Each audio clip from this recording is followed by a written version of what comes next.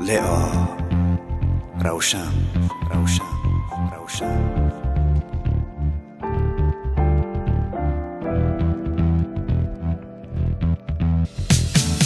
چرا تو تیز میای و تیز میروی خانه خود؟ من که عاشقی چشمات شدم ای همسایه خوب.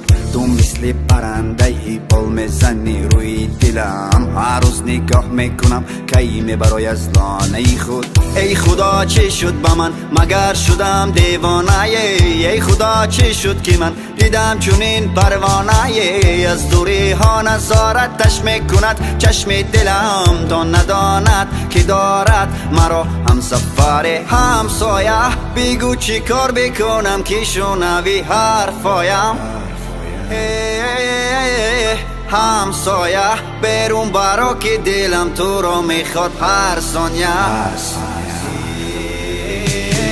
دیوانه تر میشم من، دیوانه تر با ماه نظر میکنم و محسی من هزار.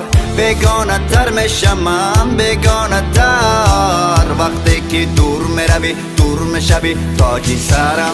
دیوانه تر میشم من، دیوانه تر با ماه نظر میکنم و محسی من هزار. بیگانه تر میشم من، بیگانه تر وقتی که دور میروی دور میشوی تاجی سرم، تاجی سرم همسایه.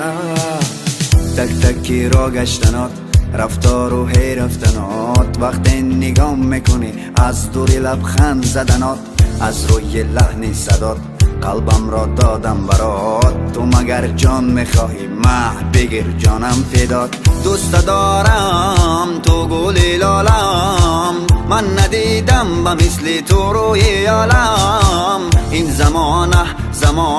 زمان کارش را کرد، او را از من جدا و مرا با غم مبتلا کرد. همسایه تو مگر کوری که نمیبینی این دردهایم؟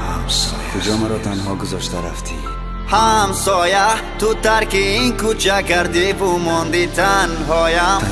یعنی دیگر بر نمیگردی؟ دیوانه تر میشم من، دیوانه تر با ماه نظر میکنم و محسی من هزار.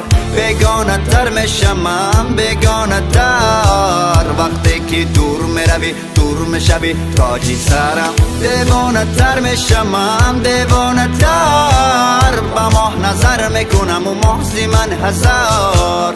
بیگانه تر میشم من، بیگانه تر وقتی که دور میروی دور میشوی تاجی سرم، تاجی سرم